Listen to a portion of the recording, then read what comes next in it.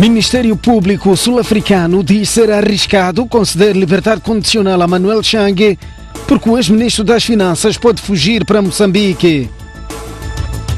Procuradoria em Cabo Delgado investiga as causas da morte do empresário André Hennecon. Federação Moçambicana de Futebol intimou a Associação Desportiva de Macuacua e o jogador Samuel Sião Mendes no âmbito da denúncia pela má utilização do jogador.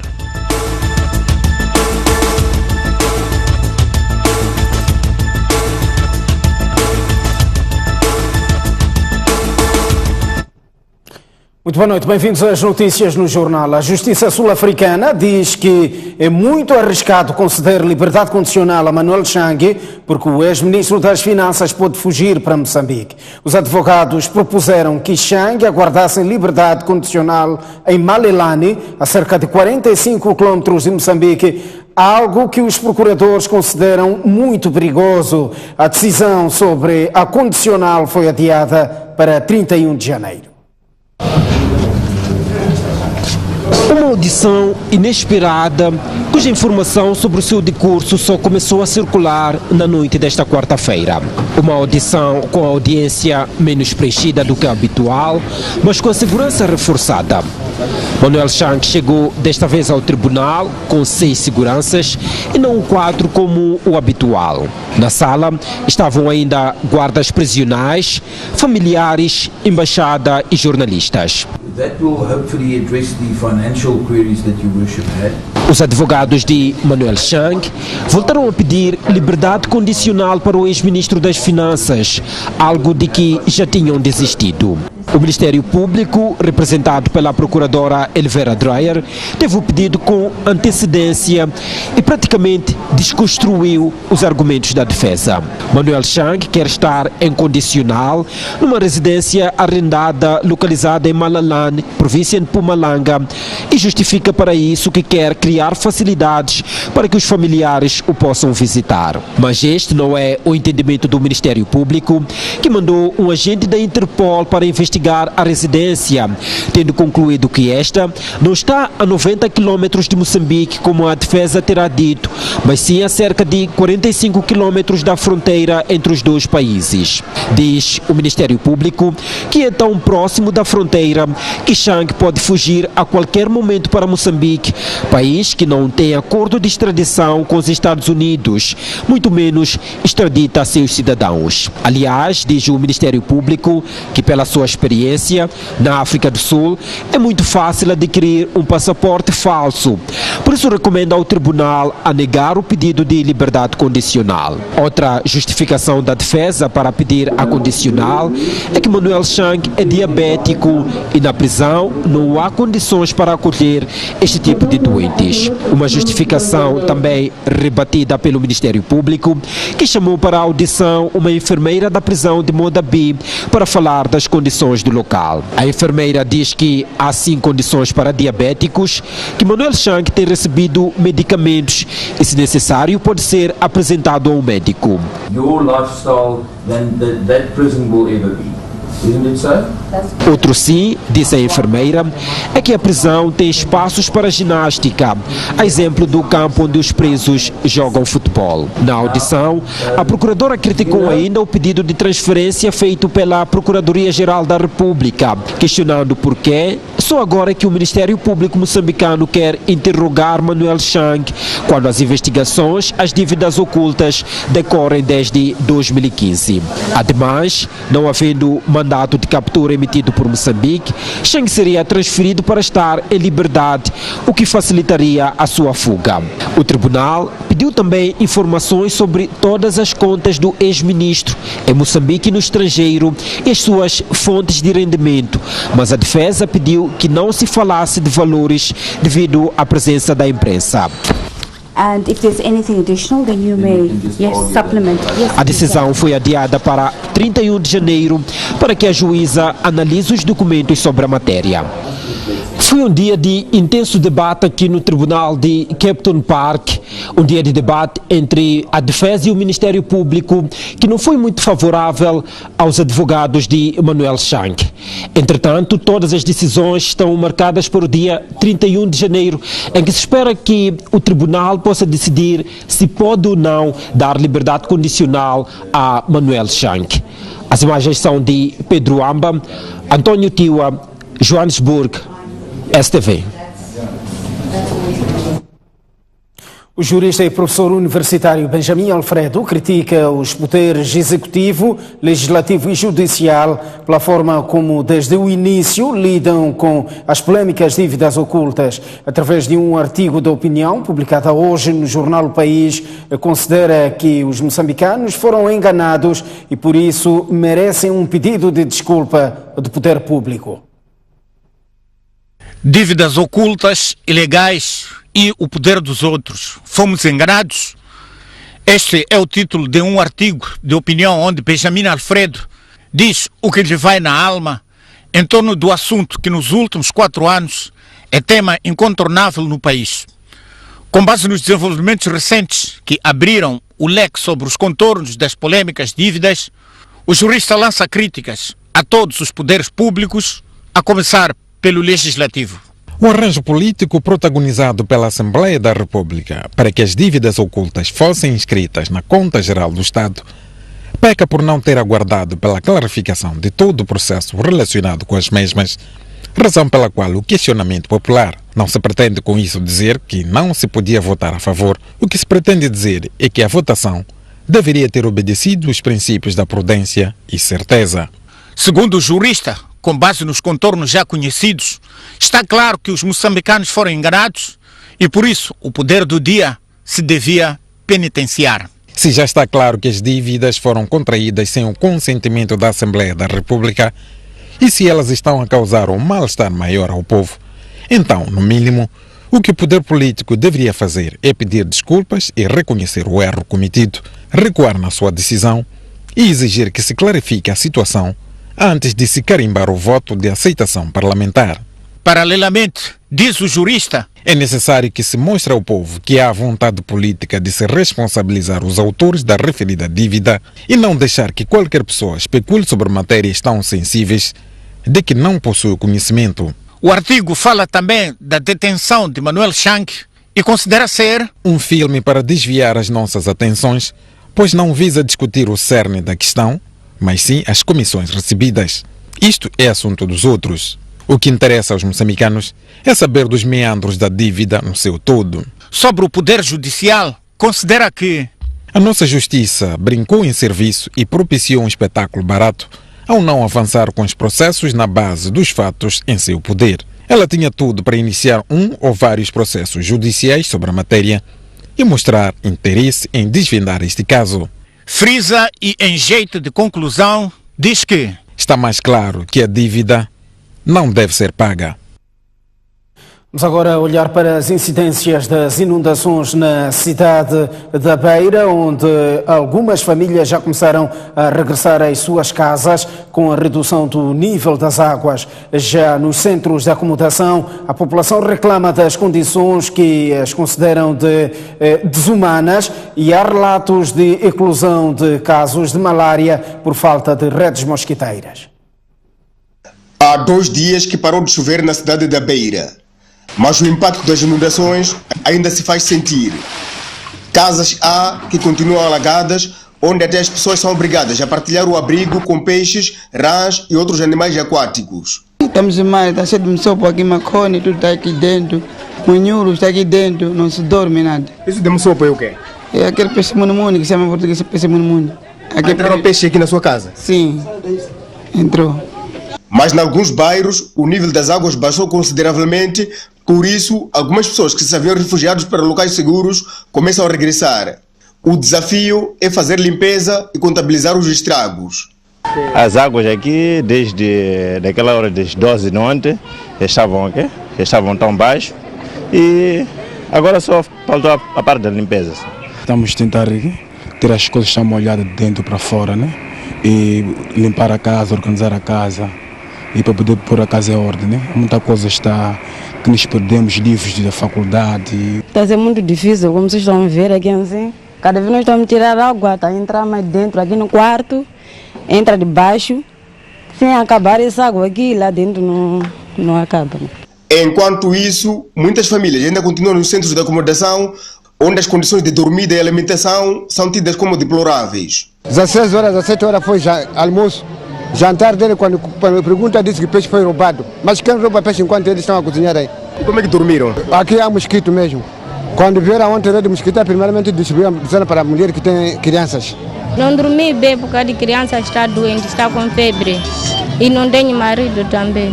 Na minha casa entrou água. A criança teve febres por causa dos mosquitos daqui ou já vinha com febres? Aqui mesmo. Enfim, é o drama originado pelas chuvas que deviam cair num mês, mas que surpreenderam os moradores das cidades da Beira e Dondo num único dia. O Conselho Municipal da Beira diz que se não tivesse construído bacia de retenção e valas de drenagem, as inundações poderiam causar danos maiores. Beira sem valas, sem bacias, é cidade inundada, é cidade submersa.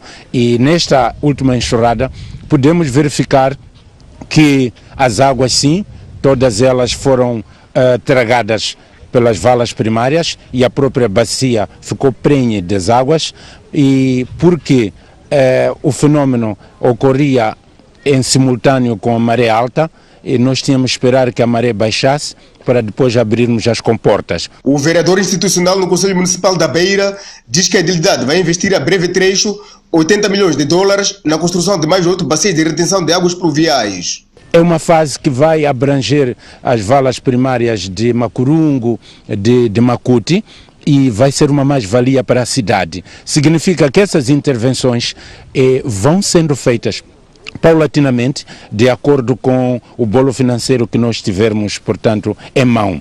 E nós vamos fazer já um plano de intervenção em contexto de urgência para a zona de Vaz. José Manuel deixa, entretanto, um apelo aos munícipes para que tenham a cultura urbana. Não construírem nos caminhos das águas, não construírem nas valas e não deitarem resíduos sólidos nas valas, para além de a consciência que se deve ter para que, de fato, nós possamos saber conviver com as águas de forma segura, porque crianças a brincarem nas águas, em poças de água, crianças a mergulharem-se em charcos, isso é um grande perigo.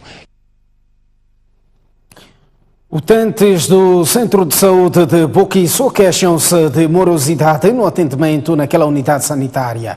Já a Direção Distrital de Saúde da Matola diz que a demora deve-se à falta de recursos humanos suficientes para responder com a demanda pelos serviços de saúde. Este é o cenário que se vive todos os dias neste centro de saúde. São centenas de pessoas dos bairros Boquiço, Intaca, Mucatim, Fundiça e Mali que procuram por serviços de saúde nesta unidade sanitária. Mas por perto, o que se vê são crianças estateladas no chão que, por fome ou doença, adultos resignados à espera de um atendimento que leva em média 4 horas de tempo para se tornar uma realidade. É normal chegar aqui às 6, doente, tem crianças gravemente doentes mesmo, mas com problema do atendimento. Às vezes são as enfermeiras que não temos, não são suficientes. Atendendo que é o único hospital e atende das 7h30 até as 14 no mar. Quem adoecer acima dessa hora já não tem atendimento aqui, tem que subir chapa não sei para onde. E quando os utentes reclamam junto dos técnicos de saúde afetos àquela unidade sanitária, recebem vilipêndios como resposta. Vocês reclamam, o que eles dizem? Esse não é o nosso hospital. E é o único hospital aqui praticamente no Boquiço, todos nós temos que ficar aqui. Então, praticamente não temos direito a nenhuma expressão. Temos que ficar caladas, porque eles atendem, sim, eles atendem primeiro as crianças que têm vacina. E as crianças que não são vacinadas, esse mês para onde é que irão? A Direção Distrital da Saúde da Matola reconhece que o Centro de Saúde de Boquiço não possui recursos humanos suficientes para responder à demanda dos 5 bairros, sobretudo nesta época chuvosa, em que o número de pacientes tende a aumentar. Nós, como SDS+, juntamente com a direção provincial, estamos a exvidar esforços para tentar colmatar essa procura pelos serviços de saúde. Tanto é que recentemente, se for a ver aí na vitrine, nós abrimos um concurso, só estamos ainda em processo para tentar fechar essas lacunas, para tentar acompanhar esse aumento de procura. E sem contar que são bairros em expansão também. Sem avançar datas, a diretora distrital de saúde da Matola revelou à ISTV que, para além de aumentar recursos humanos, o centro de saúde de Boquiço vai ser ampliado e serão construídos mais centros de saúde para aliviar esta unidade sanitária. A Procuradoria em Cabo Delgado está a investigar as causas da morte de André Anicon, empresário sul-africano que era tido como líder e financiador do grupo armado que vem protagonizando ataques naquela província. Para apurar as reais causas da morte do empresário sul-africano André Anicon, arguido num dos casos relacionados com os ataques armados em Cabo Delgado, o Ministério Público solicitou uma autópsia da vítima ao Hospital Provincial de Pemba, segundo confirmou o porta-voz da Procuradoria Provincial, Armando Wilson. Face desta informação, tendo em conta que ele esteve detido, esteve à ordem da Justiça, tomamos a iniciativa, porque é de lei, é solicitar junto ao Hospital Provincial de Pemba, ao Serviço de Medicina Legal, para que se possa proceder com autópsia, a fim de se determinar a causa da morte. E como sabe, o Ministério Público só atua quando há um crime, no caso vertente. Por isso é importante para nós termos acesso ao relatório e saber se trata-se de uma morte natural, resultante de doença, tal como sabe, ele esteve internado, ou uma outra causa. Antes da sua morte, André Anicon esteve por algumas vezes em tratamento no Hospital Provincial de Pemba. No entanto, a Procuradoria não sabia do estado de saúde do arguido, que aguardava o julgamento na cadeia de máxima segurança na cidade de Pemba. Nós não tínhamos conhecimento enquanto Procuradoria Provincial. Como sabe, o processo passou por aqui, ele e mais 4 arguidos foram acusados, ele tinha sido acusado pela prática de vários crimes. E no dia 24, como também de vosso conhecimento, o processo foi remetido ao tribunal. Portanto, nesse momento, o processo está à ordem do tribunal. Até a altura da acusação, nós não temos informação em relação ao estado clínico do arguido.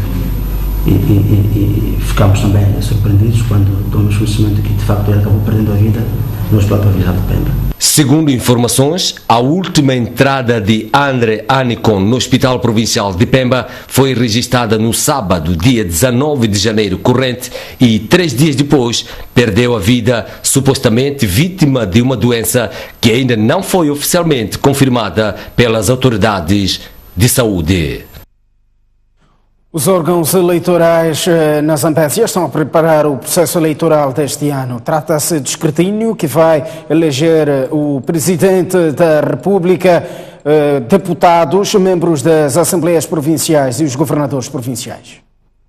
O primeiro vice-presidente da Comissão Nacional de Eleições diz que os órgãos eleitorais estão empenhados nos preparativos. Neste momento, a Comissão Nacional de Eleições prepara os seus órgãos de apoio, comissões provinciais e comissões distritais, para a realização desta missão nobre, que é de conduzir os processos eleitorais, praticando os atos de supervisão do recenseamento eleitoral. A primeira grande atividade que a Comissão Nacional de Eleições tem ao nível da base é a preparação do recenseamento eleitoral, que é a condição sine qua non. O cidadão pode exercer o gozo do seu direito pleno, que é o direito político de eleger e de ser eleito. O recenseamento, como sabe, vai começar no dia 1 de abril. Membros dos órgãos eleitorais de apoio à Comissão Nacional de Eleições dos 16 distritos não autárquicos da Zambésia acabam de ser capacitados em matérias ligadas à integração àquele órgão de gestão eleitoral. A Comissão Nacional de Eleições se encontra neste momento espalhada em todo o território nacional a preparar as condições de funcionamento normal dos órgãos de apoio, para que eles possam assumir efetivamente as competências, as atribuições que a lei lhes reserva na condução do processo de recenseamento eleitoral. E é preciso também galvanizar as autoridades comunitárias, os governos distritais, os governos provinciais e todas as forças políticas e administrativas para que este processo tenha o sucesso que a lei prevê. O primeiro vice-presidente da Comissão Nacional de Eleições instou na Zambésia os órgãos eleitorais ao trabalho. Saímos esta altura para uma curta pausa. Voltamos dentro de instantes com mais informação. Até já. Muito boa noite, uma vez mais estamos de volta ao jornal. O Conselho Nacional de Defesa e Segurança, reunido a 23 de janeiro de 2019, na sua 14ª reunião ordinária, presidida por Filipe Nunes, Presidente da República e Comandante em Chefe das Forças de Defesa e Segurança, apreciou a informação sobre a situação da ordem, segurança e tranquilidade públicas. A informação é avançada num comunicado de imprensa sobre uma reunião do Conselho Nacional de Defesa e Segurança havida esta quarta-feira em Maputo. O comunicado não avança muitos detalhes sobre o treinamento militar, denominado Cutlass Express, apenas explica que tal acontece no âmbito da cooperação com os Estados Unidos. Mas sobre os ataques no norte do país, o Conselho de Defesa exige medidas implacáveis das Forças de Defesa e Segurança. O Conselho Nacional de Defesa e Segurança, reunido a 23 de janeiro de 2019 na sua 14ª reunião ordinária, presidida por Sua Excelência Filipe Jacinto Nunes, Presidente da República e Comandante-Chefe das Forças de Defesa e Segurança, apreciou a informação sobre a situação da ordem, segurança e tranquilidade públicas, tendo saudado às FDS pelas ações desenvolvidas com vista à reposição da ordem e criação da estabilidade social e económica, particularmente no norte da província de Cabo Delgado, instando a prosseguir as operações de forma implacável contra os malfeitores, responsabilizando-os pelos atos bárbaros perpetrados contra cidadãos indefesos. Refere o documento. O Conselho de Segurança revela haver desmandos protagonizados por alguns membros da Renamo contra populações da localidade de Condesi, distrito de Moatize, província de Tete. Em causa estão algumas zonas onde as populações praticam agricultura, mas que os homens da Renamo dizem ser zonas de seu controlo. O Conselho Nacional de Defesa e Segurança recomendou ao grupo de monitoria criado no âmbito dos consensos entre o Presidente da República e o então coordenador da Renamo para investigar com vista à neutralização e responsabilização dos seus autores. Diz o comunicado, referindo terem sido abordadas outras matérias no encontro, com destaque para a situação das inundações em Sofala. Sobre este tema, o Presidente da República instruiu o Governo a estar no terreno para avaliar a situação e tomar as devidas medidas em coordenação com o Instituto Nacional de Gestão de Calamidades. O embaixador da Venezuela despediu-se hoje do Presidente da República, um dia depois do início da tensão política em Caracas. Depois de 5 anos e meio de mandato como primeiro Após ser recebido pelo Presidente da República, o diplomata venezuelano não prestou declarações aos jornalistas, mas gravou uma entrevista com o gabinete de imprensa da presidência. Venezuela e Moçambique vai continuar. La agenda de Venezuela con este maravilloso país va a acrecentarse. En 2019 a Venezuela, o governo de Venezuela vai continuar a trabalhar muito de perto com a África em geral e especificamente com Moçambique em particular. Quem também está de saída é o diplomata indiano, que cumpriu 3 anos de missão em Maputo. Falando a jornalistas, Rudra Gaurav defendeu que Moçambique deve diversificar os produtos que exporta para a Índia. Devemos, para a segurança de exportação, é importante que nós procuramos mais produtos. E há muitos produtos que Moçambique pode exportar à Índia. Óleos vegetais é um produto que nós importamos muito de outros países. E Moçambique tem capacidade, tem terra para produzir girassol, outros produtos para fabricar óleo vegetais. Atualmente, Moçambique é o maior destino dos investimentos indianos em África, absorvendo mais de 35%. Estamos a esta altura a ler um comunicado enviado pela Presidência da República. A nossa redação, o Presidente da República, Filipe Nunes, determinou a promoção do Brigadeiro Cristóvão Artur Chume ao posto de Major-General e nomeou para o cargo de Comandante da Academia Militar Marshal Samora Machel. Em outro despacho presidencial, o chefe do Estado moçambicano exonerou Vítor Muire Ketule, portanto, do cargo de comandante da Academia Militar Marshal Samora Machel. Um outro comunicado enviado pela Presidência, portanto, o Presidente da República, Filipe Nunes, no uso das competências que lhe são conferidas, determinou através de despacho presencial a passagem à reserva na efetividade de serviço do primeiro adjunto do Comissário da Polícia, Xavier Ernesto Tocoli. Em despacho presencial separado, neste caso, o chefe de Estado moçambicano determinou igualmente a passagem à reserva na efetividade de serviço dos adjuntos do Comissário da Polícia, nomeadamente Armando Canhese Mapege Mude, Pedro João Matessani Costa, Adriano João Mueco Pera, assim que é, João Zeferino e ainda Dora Daniel Manjate. Estamos a olhar as notícias no Jornal da Noite. Agora vamos para Inhambane, onde não vai ser desta vez para Inhambane, mas sim para a nota que dá conta da tomada de posse dos novos órgãos diretivos do Cernic, tanto que passaram a assumir o cargo hoje, e o primeiro-ministro, na ocasião, exigiu resultados no esclarecimento dos crimes por parte do diretor-geral e o seu adjunto, que hoje tomaram posse. Trata-se de Domingos Francisco Jofane e Fernando Francisco, que foram impulsados esta quinta-feira para os cargos de Diretor-Geral e Diretor-Geral Adjunto do Cernic. Na ocasião, Jofane disse que vai apostar na inovação e na utilização de dispositivos tecnológicos existentes para melhorar os modos operandi da sua instituição. É um trabalho em curso, recursos há, no sentido de, a breve trecho, nós conseguirmos introduzir, de facto, a tecnologia de identificação através da análise da ADN. As câmaras, como sabem, Sua Excelência o Ministro do Interior, quando foi das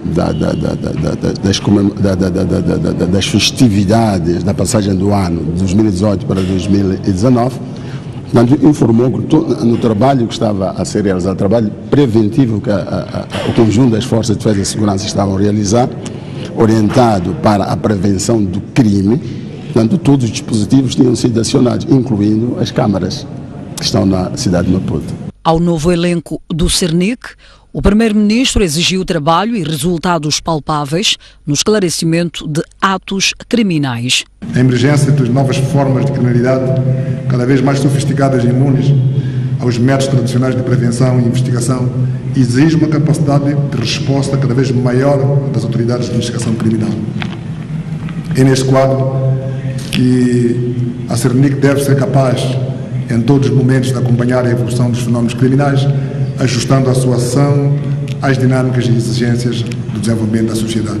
Recorde-se que os impulsados substituem Ilídio Miguel e Vicente Chicote na direção do Serviço Nacional de Investigação Criminal.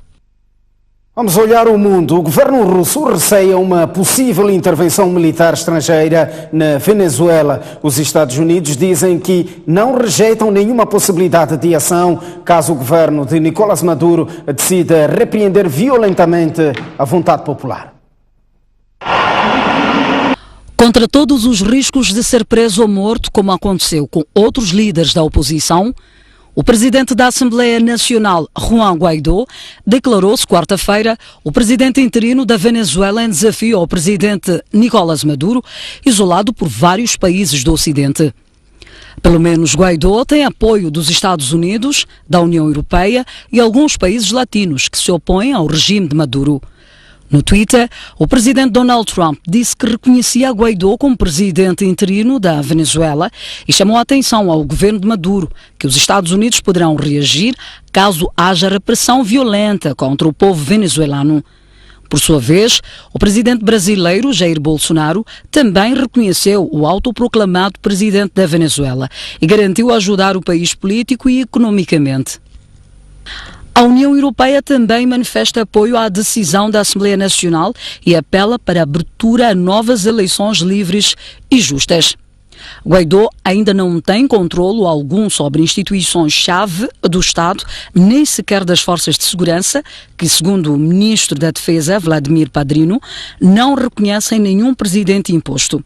Entretanto, Guaidó, engenheiro industrial de 35 anos, promete eleições livres e justas, uma transição pacífica do governo para acabar com a crise económica e a amnistia para todos os militares que cooperarem para a deposição do regime de Maduro. No Twitter, Maduro condena a tentativa de um novo governo insolente e deu 72 horas aos diplomatas norte-americanos para deixarem o país.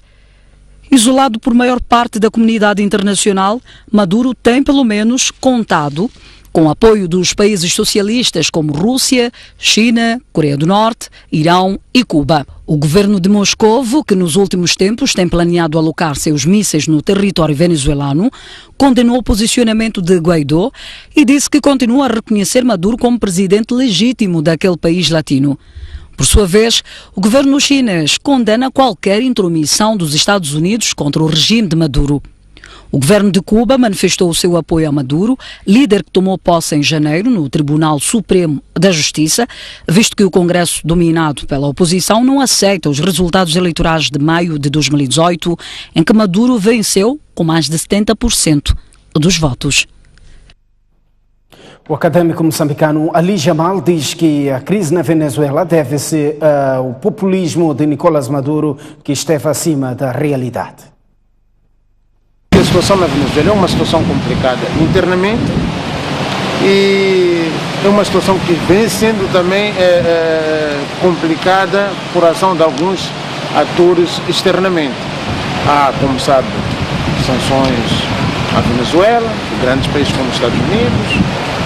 Há um isolamento político da Venezuela dentro dos países da América Latina. Nem todos os países da América Latina são apoiantes daquela Venezuela populista que Hugo Chávez trouxe, daquela Venezuela populista que o Maduro está a tentar continuar. A verdade é que são governos de esquerda. Se fossem só isso, governos de esquerda, teriam algum tipo de resistência. Nós temos governos de esquerda na América Latina, como o governo em Cuba, que não tem tido problemas desta dimensão, mas o populismo, a falta de capacidade de governação, no sentido em que os serviços que o Estado oferece estão aquém das expectativas e das capacidades das expectativas do povo. Então tudo isso conduz a esta realidade, a este complexo muito problemático da situação do Venezuela hoje. Julga sustentável a decisão do presidente do Parlamento? Bom, eu acho que não é sustentável, do ponto de vista constitucional não é sustentável. Não há nada na Constituição que o dá poderes para se converter. Mas do ponto de vista de luta interna dentro do país, entre a figura do Presidente da República, que é Presidente da República, e a figura do Presidente do Parlamento, que é Presidente do Parlamento e é chefe da, vamos lá dizer, da oposição. O Parlamento é controlado por um outro partido. Então eu acho que este é um esforço legalmente, constitucionalmente não sustentável que a oposição está a fazer. Mas a oposição está a fazer esse esforço na perspectiva de que ganhará algum tipo de aceitação face à condição extrema de problema de governação, à condição extrema de desafio de governação que o Nicolás Maduro enfrenta presentemente. E análise a esta altura em estúdio com o embaixador cessante da Venezuela, Marlon Penha. Muito boa noite, bem-vindo aqui à nossa rápida conversa. Como é que se explica que Juan Guaidó, líder da Assembleia Nacional, auto-se proclame Presidente da República? Bom, muito obrigado pelo convite ao Grupo Soy, com a STV em especial. Agradecer o resumo que foi feito muy equilibrado, por acaso. La pregunta que o senhor está a propor é muito fácil de responder, porque o deputado João Guaidó é um líder novo de partido de oposição em Venezuela que autoproclama-se presidente da República, sendo presidente do Parlamento Nacional. Ele está a violar a Constituição da Venezuela ao pegar as funções do executivo, que não corresponde. Um presidente de uma república, naturalmente, tem que ser eleito pelo seu povo. O deputado João Guaidó não foi eleito pelo povo venezuelano para gerir o país como presidente da república. Pelo que ele está a fazer são pegar atribuições do chefe de Estado, que constitucionalmente ainda é o presidente Nicolás Maduro Moro, eleito em maio de 2018 como presidente para um segundo mandato 2019-2025, que tomou posse o passado dia 10 de janeiro. E acha que o governo de Maduro ainda tem condições para fazer frente a esta situação e continuar a governar? Frente à situação da autoproclamação do deputado João Guaidó, tem condições perfeitamente claras, tipificadas na Constituição da República, nas leis da Venezuela. O Tribunal Supremo de Justiça, que é o poder judicial da Venezuela, ontem mesmo, depois de ter autoproclamado-se este deputado presidente da nação, falou e tomou a decisão de um comunicado para não reconhecer a autoproclamação daquele deputado, pelo que a justiça venezuelana, conforme diz a Constituição da República, tomou uma posição em relação a este assunto. Como disse o acadêmico entrevistado agora no dia de hoje, esta situação não consegue ter posicionamento no tempo, né? Parece uma brincadeira de 2, 3 semanas, uma coisa assim. A Venezuela vai continuar sendo governada pelo partido do governo, liderada pelo presidente Nicolás Maduro, que foi eleito por mais de 7 milhões de venezuelanos em maio de 2018. Mas não nos esqueçamos que a violência que eclodiu já resultou em pelo menos 5 mortes e centenas de feridos. Qual é o risco desta violência intensificar e transformar na Venezuela num país praticamente ingovernável? O assunto da violência é o que precisamente nós estamos a contestar muitas vezes. Ontem mesmo di declarações para rejeitar qualquer chamado à violência com estas manifestações que aconteceram nas ruas de Caracas e outras cidades de Venezuela. É engraçado que os partidos de oposição na Venezuela tiveram que ser encorajados pelo próprio vice-presidente executivo dos Estados Unidos da América, do governo de Washington, para sair às ruas a fazer aquela manifestação. Ontem, não apareceu no resumo que vocês fizeram, o vice-presidente americano Mike Pence encorajou a los líderes da oposição para sair às ruas e fazer aquilo que fizeram. Autoproclamaram um deputado presidente de uma nação que é legítima, soberana, independente, tem as instituições funcionando e de querer ser presidente um candidato da oposição tem que ficar à espera ao próximo pleito eleitoral. O governo de Venezuela nunca acompanhará a violência como uma maneira de fazer política. A Venezuela sempre encorajou o diálogo, na mesa do diálogo, para chegar a um consenso, um acordo político na República Bolivariana de Venezuela, tentar ultrapassar os desafios econômicos, que por acaso reconhecemos, temos muitos desafios econômicos, porque acontece desde 2014 até agora um conjunto de agressões ao nosso sistema político e ao nosso sistema econômico que não deixam que o plano quinquenal de governo tenha seu desenvolvimento natural como qualquer país, só porque a Venezuela tomou o caminho do modelo político socialista, mas não é o socialismo que a gente lembra da Europa do Leste, trata-se de um modelo político nosso, que é de um país de América Latina, um país de Sudamérica, em que procura fazer uma distribuição equitativa da riqueza do petróleo. Lembremos que a Venezuela é um país muito rico, com muitas reservas de petróleo, coisa que nunca tinha acontecido em Venezuela. Todo o século passado, aquela riqueza do petróleo foi a mão dessa oposição que hoje procura ser governo mais uma vez. Mas o que ficou em Venezuela do século XX? Pobreza.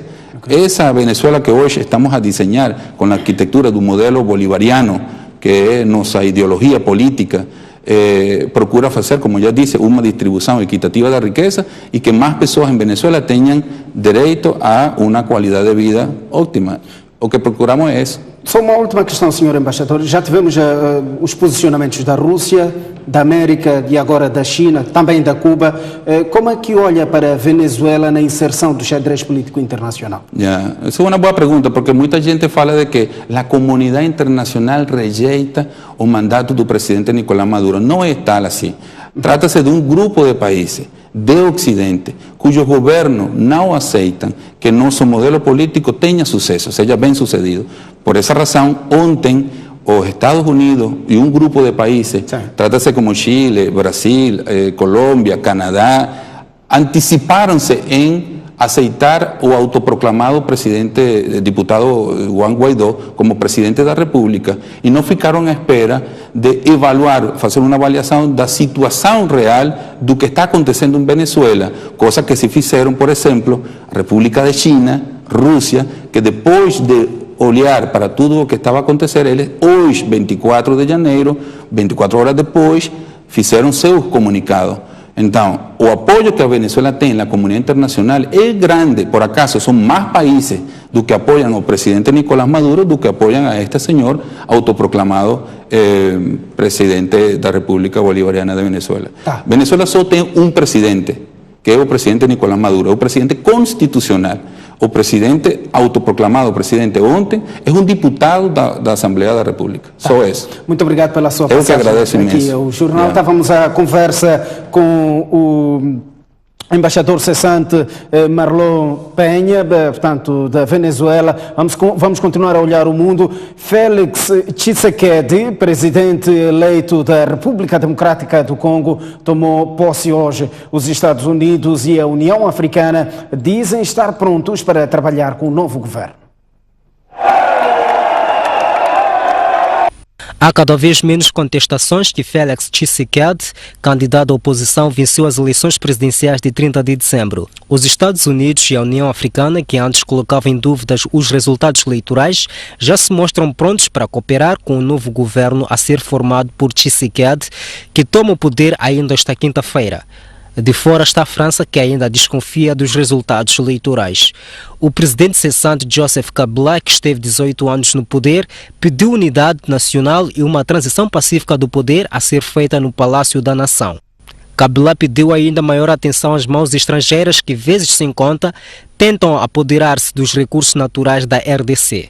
Martin Fayulu, outro líder da oposição que se diz vencedor das eleições, continua a contestar a legitimidade do filho de Etienne Tshisekedi. Aporta de mais um intervalo, mas antes o está também para as principais cidades moçambicanas. Aí está a capital do país, amanhã com 33 graus de máxima e uma mínima de 24, 29 graus de máxima no Xai-Xai e 23 de mínima, 31 graus de máxima em Inhambane e 25 de mínima. Centro do país, Tete, 32 de máxima e 23 de mínima, 29 de máxima no Chimoio e 18 de mínima, 31 graus de máxima na Beira e 25 de mínima, Quilimane, 33 de máxima e 25 também de mínima. No norte do país, 28 graus de máxima para Lixinga e 17 de mínima, Pemba, 31 graus de máxima e 23 de mínima, 31 de máxima também em Nampula e 23 de mínima. Até já.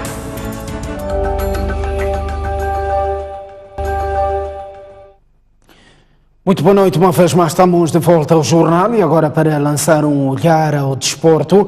A Federação Moçambicana de Futebol solicitou a Associação Desportiva de Macuacua e o jogador Samuel Sião Mendes para serem ouvidos pelo Conselho Jurisdicional do organismo no âmbito da denúncia feita pelo Desportivo de Maputo pela má utilização do jogador.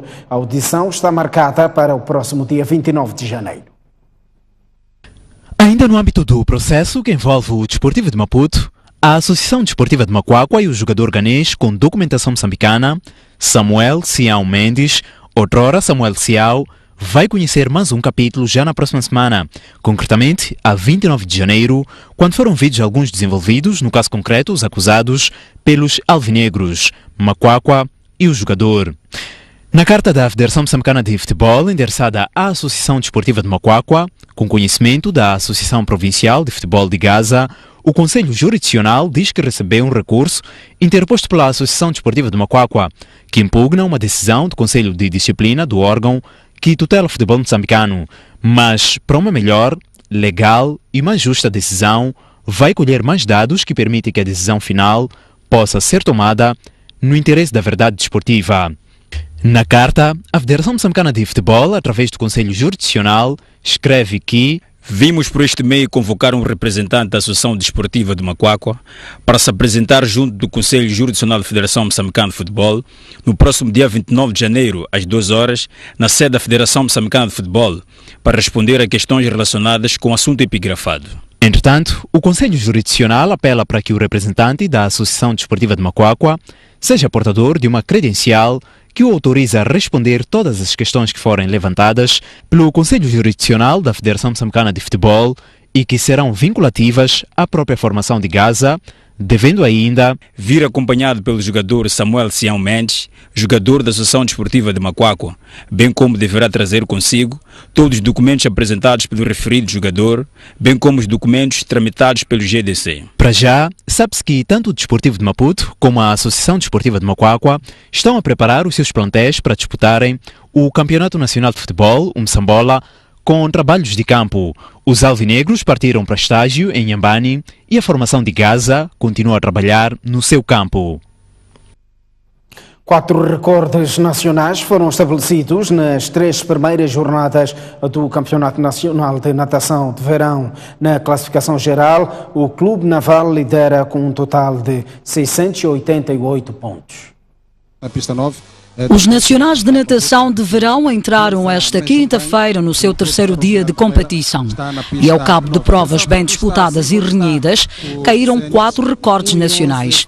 Em iniciados, Tércio Boca, do Clube Tubarões, estabeleceu um novo recorde nos 100 metros mariposa com o tempo de 1 minuto, 19 segundos e 86 centésimos, contra o anterior tempo de 1 minuto, 19 segundos e 95 centésimos, pertencente a Clayton Mungwambe, do mesmo clube, fixado em 12 de dezembro de 2017. Nos 4 por 50 metros, estilos mistos, em iniciados, o Clube Tubarões de Maputo fixou o tempo de 2 minutos, 51 segundos e 32 centésimos, contra os anteriores 2 minutos, 56 segundos e 46 centésimos, estabelecidos pela mesma coletividade a 19 de dezembro de 2017.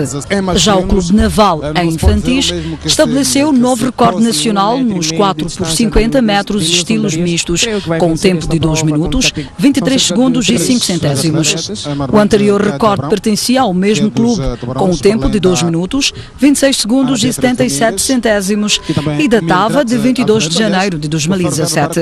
Nos 4 por 100 estilos mistos em juvenis, o Clube Tubarões estabeleceu um novo recorde nacional, com um tempo de 2 minutos, 8 segundos e 31 centésimos, sendo que o anterior pertencia à mesma coletividade, com 2 minutos, 9 segundos e 55 centésimos. Entretanto, o Clube Naval lidera a prova ao cabo de 2 jornadas, com 688 pontos, seguido do Clube Tubarões, com 641, e Ferroviário da Beira, com 253. Neste Nacional de Verão, pretendo melhorar as minhas marcas.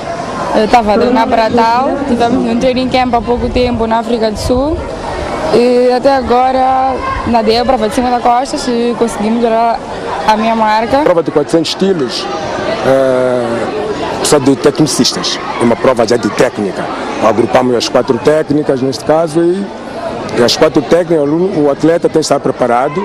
Portanto, tanto na resistência como assim na própria velocidade dessa prova. Então. A prova prossegue esta sexta-feira com a disputa da 5ª jornada. Atrás vai ser mesmo. Na cultura, personalidades de diversos quadrantes continuam a manifestar pesar perante a morte, ou melhor, pela morte do ícone da música zimbabueana Oliver Mtukudzi, ocorrida ontem em Harare, vítima de doença após cerca de 1 mês de internamento. As homenagens vêm de dentro e de fora do país. O presidente zimbabueano Emmerson Mnangagwa disse em comunicado que foi com profundo choque que tomou conhecimento da morte do músico a quem considera uma expressão da identidade zimbabueana. Mnangagwa referiu igualmente que Mutukudzi sempre levantou bem alto a bandeira do país em todos os sítios onde atuou e que foi um autêntico embaixador cultural do Zimbábue ao longo de toda a sua carreira. Toda a nação ficou mais pobre com a sua morte, disse Mnangagwa, que aproveitou a ocasião para apresentar condolências à família em nome do governo e do povo zimbabueano. Idêntico sentimento foi expressado pela ministra da Informação do país, que acrescentou que com as suas canções Mutukudzi tocou os corações de milhões de pessoas em todo o mundo e que o seu legado seria preservado ao longo de gerações. A morte de Mutukudzi foi também sentida na África do Sul. A cantora Yvonne Chaka Chaka disse que a notícia da sua morte era inacreditável, principalmente pelo fato de ter ocorrido exatamente no dia em que se completava um ano após a morte do seu grande amigo Hugo Masekela. Ringo, outro músico sul-africano que também partilhou palcos com Mutukudzi, disse estar chocado e que só faria mais comentários depois de manter um encontro com a família de Mutukudzi. Tudo o que posso dizer neste momento é que ele era um bom amigo, afirmou Ringo. Sentimento de choque e tristeza foi também apresentado pelo agrupamento Larry Smith Black Mabasso, que atuou diversas vezes com o músico, bem como por Thomas Manfumo, que foi companheiro da banda de Mutukudzi. Para além de músicos e produtores de espetáculos, a morte de Mutukudzi é também lamentada por políticos do Zimbábue, dentre eles os líderes do MDC, Nelson Chamisa, e do NPP, Joyce Mujur, que inclusive já foram apresentar condolências à família. Ainda não são conhecidos detalhes sobre o funeral do músico. A Galo Records, com a qual trabalha, disse que reservava esses pormenores para serem anunciados pelo porta-voz que a família iria nomear. Depois da telenovela, na grelha da STV, não perca o balanço dos 4 anos de governação de Filipe Nunes sob o olhar das analistas do programa Opinião Feminino na sua primeira edição de 2019. Ao fim do jornal, boa noite.